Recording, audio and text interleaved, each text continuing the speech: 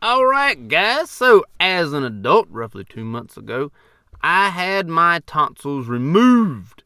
It was a process that I would rather not go through again. Thankfully, you only get one set of tonsils.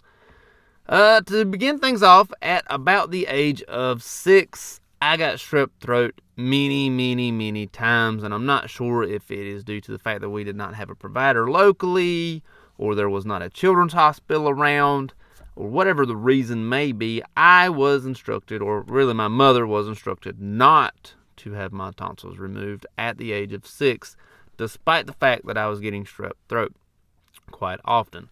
So from 6 till really just a couple months ago, about once a year, I would have strep throat, antibiotics and whatever it may be. So from 6 to, 35, I was constantly having strep throat. Not constantly, but once a year I was having strep throat. I kind of knew when it was coming, and I'd just go take myself to the doctor. About 6 months ago, and it was summertime, I took myself to the doctor again. Throat issues, strep throat, whatever it may be. Took myself to the doctor. She says, hey, you know what? It was my family provider. She said, you know what? I'm tired of treating you for this. I'm sending you to the ENT, getting your tonsils taken out. Great. Now, I had seen this ENT before, as I had tonsil stones from about the age of 30, and one of them had gotten so big that the ENT had to remove that stone. So this ENT was familiar with me. ENT literally walked in the office or walked in the room and said, open your mouth. Ooh, yeah, we're going to take those out. How does October sound? Well, okay. I guess it sounds okay. So I really wasn't given much of a choice. Of course, I could have refused had I wanted to. I did not, but I could have. October rolls around, and with the COVID going on that, of course, we have going on right now, I am vaccinated, so that sort of kept me in line with not being tested or anything, and still having my procedure. I show up to I was in an outpatient surgery center that day. Show up to the outpatient surgery center. They say, all right, well, you need a driver. I had my wife with me, and you need your insurance and your vaccination cards and whatnot. I had all of my paperwork in line. Handed it to the office lady up front, probably MOA up front. Handed it back to me. They took me back to my little room. This is where I started getting a little bit nervous. When they put the IV in me and give me some meds, of course, I do not drink, nor do I take any other substance, and the part that I thought was going to be the absolute worst was the absolute worst for me for this entire procedure, and that is the anesthesia. I was terrified of that, mainly because, like I said, I do not introduce substances into my system, and that terrified me, and I really thought I was going to do the worst with that. And to be honest with you, I did do the worst with the anesthesia. Out of the entire procedure, that was the worst part. They go ahead and put the IV in me, give me some meds through the IV. Also, I take some by mouth, and to be honest, I can't remember everything I took, so I'm not going to say anything I took. Took some meds. They took me back. I fell asleep. I remember going through the little double doors, and I went from one bed to the next. And I remember there was several people around me, and then boom, I wake up. And my wife is there, and I have to pee like crazy. And I'm feeling really bad due to the anesthesia. My head is just pounding. I'm nauseated beyond belief. I can't see straight, and I just feel miserable, and I can't really express this as my mouth is not feeling very well. They instruct me to drink plenty of fluids, which I drink plenty of fluids for the next probably 3 weeks in order to heal up better.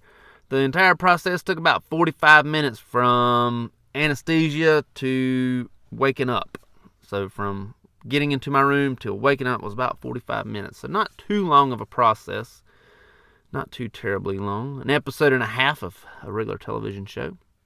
The next week, I did not eat for the first 3 days. I did not eat a meal for the first 3 days. And then when I did eat on the third day, or really the end of the third day, I ate like chowder, like clam chowder. That was my first meal. I'm done with clam chowder now. I drank ice water. I probably drank a cup of ice water an hour being the age that I am, I was constantly peeing. However, I will say that the fluids that I was drinking, the constant drinking of ice water, definitely helped me to heal back here, as I had no bleeding issues. And I had been told that 1 in 15 adult patients have bleeding issues with their tonsils being removed. I constantly drank fluids, which definitely helped me tremendously. I didn't talk for the first 2 days. I didn't eat for the first 3 days. I did not go on an ice cream bender. Like I said, my first meal was the clam chowder, and then since then it was soup until I could do solids. I never ever ate ice cream this entire process. I don't know why. I just didn't feel like eating ice cream. I just felt like eating soup. Ate plenty of soup, and then the Sunday after the procedure, so day number 6, almost a full week, was the first time I ate a meal. I had very, very, very well chopped up barbecue, as I do live in the barbecue capital of the world, and ate barbecue for my very first eating meal. After that, everything was pretty good. Again, like I said, I drank ice water for the first 3 weeks, as I was terrified that scab was going to come off and cause some sort of bleeding issue. It never did. It came off in little chunks every so often, but it never just fully pulled itself off, as it was just little chunks here and there, every couple hours or so. It really was not bad at all. Pain level, not bad at all. The worst pain I had was probably a 3 out of 10. The worst pain, to be honest with you, was coming off the anesthesia. That was the worst pain of the entire thing. Sleeping was difficult at times, as I had to sit up in the bed or move to a chair. Wasn't the hardest thing I had to do, but it was all right. And all in all, no problems. Am I happy with the procedure? Somewhat. I wouldn't do it again. I think I would just live with the tonsil stones. I say that now, but the first year I go without strep, I'll be like, glad I didn't have strep this year. That is what had happened. Having your tonsils removed as an adult. Not fun, but not undoable either.